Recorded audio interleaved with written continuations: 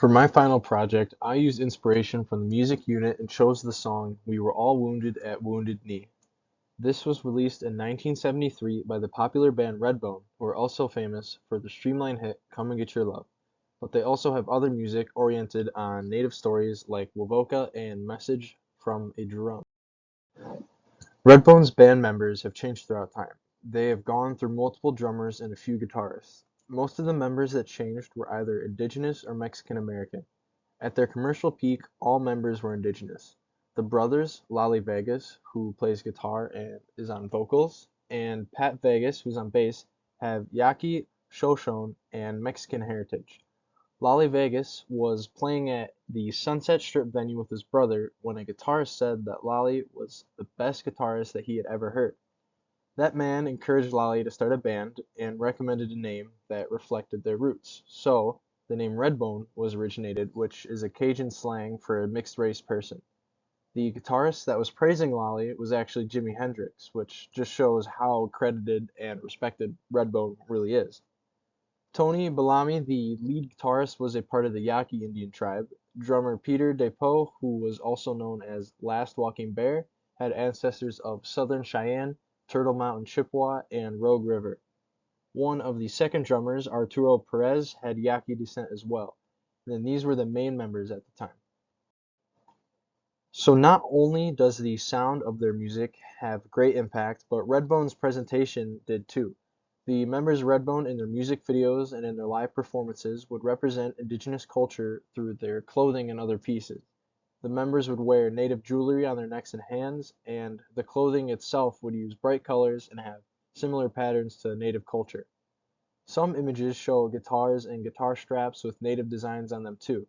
In this picture, you can even see a totem pole in the background to signify the culture. This image is from a performance of "Come and Get Your Love", which was an extremely popular song, so Redbone used this popularity to spread images of indigenous people. It may not be well known, but "Come and Get Your Love" is indigenous music. They just incorporate their roots in a typical pop rock performance to break down stereotypes and prove that Native identity really is complex. Native music is more than one would originally think. "We Were All Wounded at Wounded Knee" was released in 1973 with Pat DePoe paying for the recording because CBS, Epic, and other major recording companies wouldn't allow for it. Pat brought the song then to Europe with him instead to distribute it, where it was openly released and it became #1 on the charts.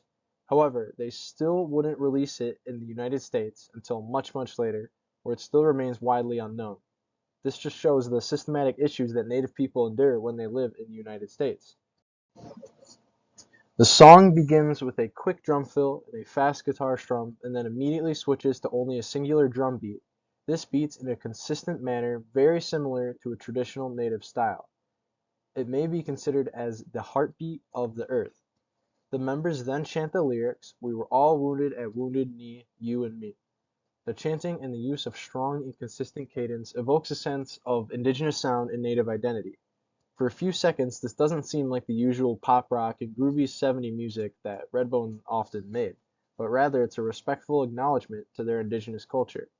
It could be an example of survivance because they modernize aspect of the past. Though this only goes on for 10 seconds, and then it returns back to the classic Redbone sound, with a beat over top of it. Even with the upbeat '70s groovy sound on top of the beat, the lyrics are extremely impactful. The song first mentions that they were wounded in the name of manifest destiny. This is a call-out to a theme of colonization and how many Native people were directly or indirectly killed due to the expansion of the US during the mid-1800s. "They made us promises, but they always broke their word" is the lyric that discusses the issue that Native American land was originally not to be taken without consent, and that was until the 1871 Act, which forced natives to live in reservations. "They penned us in like buffalo, and finally on the reservation, we were all wiped out by the 7th Cavalry." This is talking about the historic massacre at Wounded Knee in 1890. US soldiers surrounded and slaughtered 300 Lakota men, women, and children at Wounded Knee Creek in South Dakota.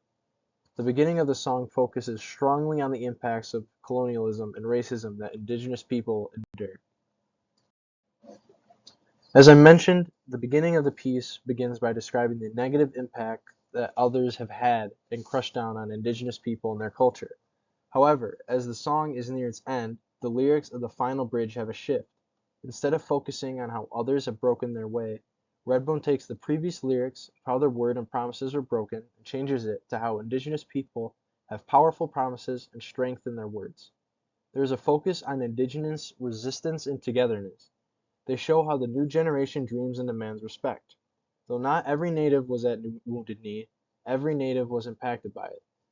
Redbone tries to encourage to continue with resistance and carry on native strength and culture by representing their identity and experiences. As a non-native, this piece is still extremely impactful.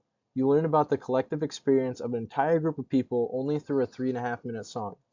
This song teaches actual history from a completely different perspective that isn't always in the history books.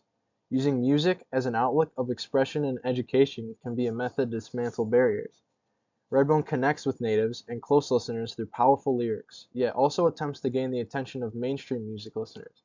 And if someone potentially listens to this simply for its instrumental sound, it can be hoped that they grasp a bit of this song's message. Redbone with We Were All Wounded at Wounded Knee crafts a powerful message to strengthen identity, challenge colonialism, exude survivance, and importantly provide a piece of indigenous media that provides native strength and resistance. This song breaks down the stereotype that may have been had about indigenous music with its upbeat and modern take. Even reading the comments under the music video shows the impact that Redbone had. For example, one commenter said, "This was my favorite band as a kid, the only band that represented my people. I miss them." And then another said, "Redbone, thank you for being the rock stars for the message of our nation." This song, and this band in general, has had incredible impact on Native people. Lolly Vegas, who had the iconic voice of Redbone, did sadly unfortunately pass away at the age of 70. Today, the only solo member remaining is Pat DePoe, who continues to make music. Personally, I never took into consideration that the artists of one of my favorite songs from one of my favorite movies were indigenous. Researching this band's history and the struggles that they endured while making music was extremely eye-opening. I honestly didn't know that indigenous people made a style of music that I really enjoyed. But that is what we've been reflecting on for the entire semester. I've learned that native media is so much more expansive than what one may have originally thought. It really opened my eyes to what native art can be and where it can be implemented. I would never have looked deeper into Redbone if not for this project. I discovered that I really do enjoy Redbone's music. For example, the song Wavoka, it's a great listen and I highly recommend it. Native media really is all around us. It's just a lot of the time we aren't aware that it belongs to indigenous people. Sometimes all we have to do is open our mind to these new perspectives and you may find something that you really truly do enjoy.